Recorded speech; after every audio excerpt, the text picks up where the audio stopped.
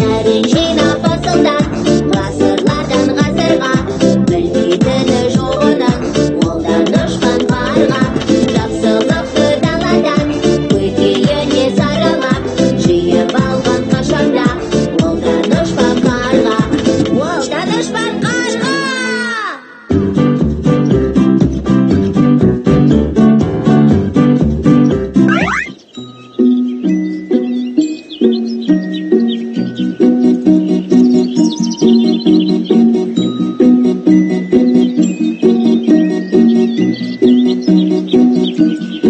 Алданышпан қарға, айта бер, не жаңалықтарың бар?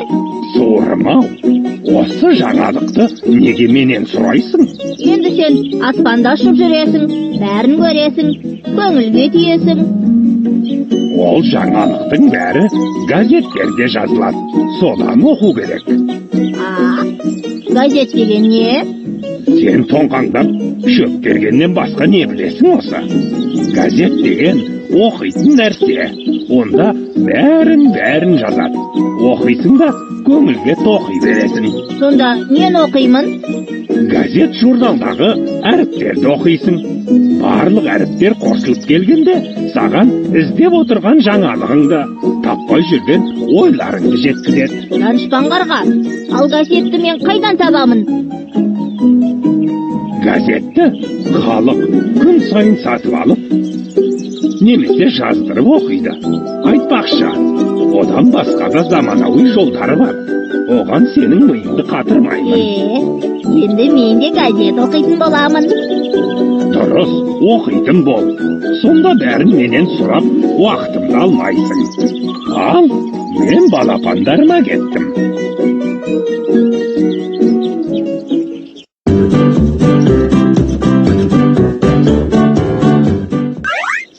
Балапандарым, сендер мектепке барып, әріп таныған соң не істейсіңдер? Басқа балапандармен төбелесеміз, көке. Жоқ, төбелесуге болмайды. Мен білем, көке. Әріп таныған соң әрі қарай мектепті қоямыз. Жоқ, білім ешқашан артықтық етпейді. Мектептен кейін университетке түсу керек. Сонымен әріп таныған балапан қайтеді? Бірдеңелерді оқиды ғой, көке. Міне әттағым, дұрыс айтасың. Күн сайын оқу керек. Ол бірдеңе дегенің газеттер мен журналдар.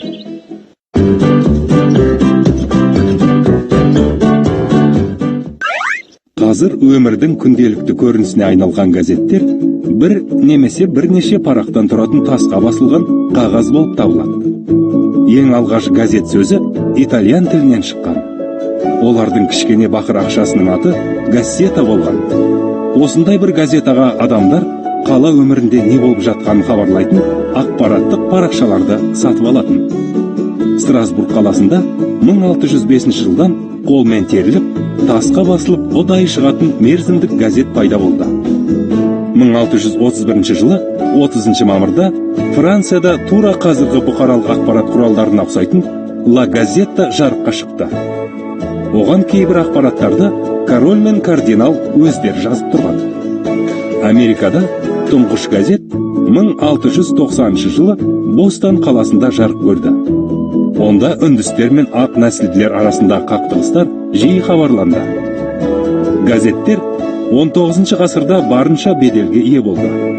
Еуропа елдерінде саяси және қоғамдық оқиғалардың орталығына айналды. 20 ғасырдың басында газеттер жаңалық жеткізуде радиомен бәсекеге түсті. Ал сол ғасырдың ортасында телевидение пайда болғаннан соң газеттердің жаңалықты хабарлаудағы рөлі төмендеді. Оның орнына газеттерде түсіндіретін, ой салатын мақалалар көптеп басылатын болды.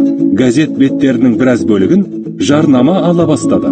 Газетті басу технологиясы толық өзгерді. Интернет пайда болған 21 ғасырда әлемде жалғыз газет әлі қолмен жазылады. Ол мұсылмандарға арналып урду тілінде шығатын бір газет екен.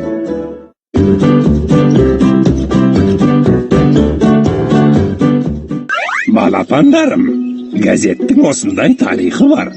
Көке, газетті оқымай қойса қайтеді? Онда ой өрісің төмендейді. Айналада не болып жатқанын түсінуден қаласың. Газеттің ішіндегі сөздерді кім жазады, көке? Газетті жасайтын жерді редакция дейді. Редакцияда журналистер қызмет етеді. Олар арнайы даярлықтан өтеді. Газетте жарияланатын мақалаларды осы журналистер жазады. Көке, қазақ елінде қанша газет бар? Қазір Қазақстанда газеттер өте көп. Ал алғашқы газеттер санаулы болған. Оның да өз тарихы бар.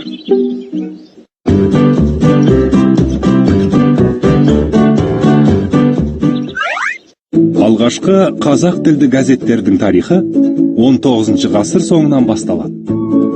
Дала уәлаятының газеті, Түркістан уәлаятының газеті тарады. Оны тиісінше Орынбордағы және Ташкенттегі генерал-губернаторлар шығарды. Сәл кейіндеу дербес түрде Айқап атты журнал жарық көре бастады.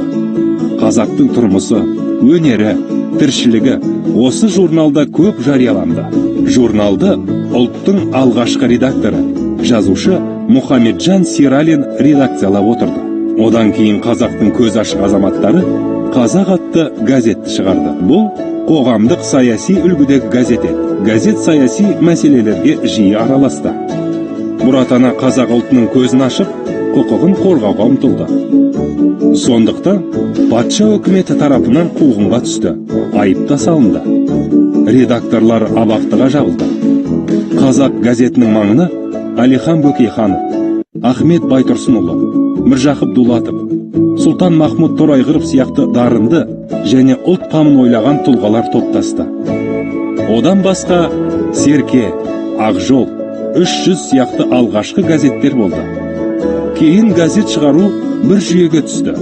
Республикада социалистік Қазақстан мен Лениншіл жас және Қазақстан пионері мен спорт газеттері көптеген журналдар болды.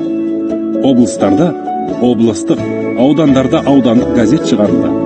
Қазақстан тәуелсіздік алған соң газет пен журнал шығаруда ешқандай шектеу болмады. Тіркеуден өткізген соң басылым шығаруға әркімнің құқы болды. Қазір барлық басылымдардың интернет нұсқасы бар. Демек оларды көшеге шықпай-ақ үйде отырып оқуға болады.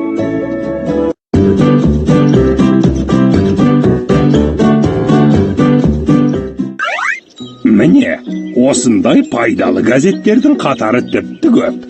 Көке, газет соншама сөзді қайдан табады? Әрине, газетте сөз көп басылады. Бірақ оның артығы болмайды. Оқи білгенге бәрінің пайдасы бар. Бір ғана газет оқыса бола ма? Әлде бәрін оқу керек пе, көке? Балапаным, бір емес, бірнеше газетті оқыған жөн. Өйткені бірінде болмаған ойды, оқиғаны екіншісінен жолықтырасың. Оның үстіне әр газеттің бағыты әртүрлі болады. Соларды салыстыру керек.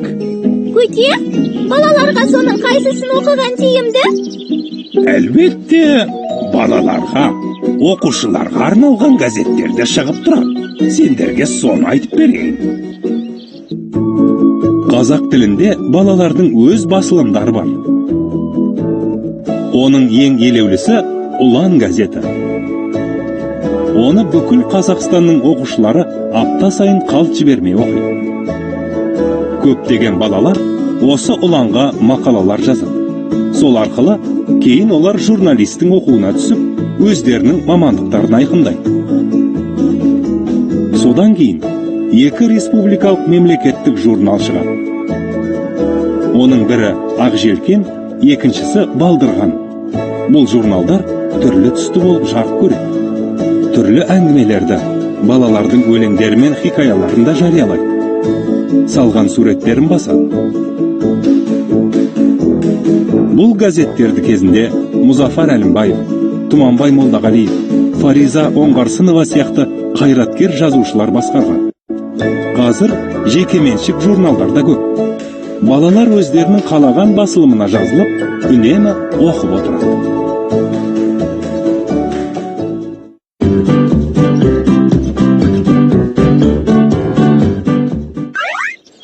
Қалай газет журналға жазыламыз ба? Міндетті түрде жазыламыз.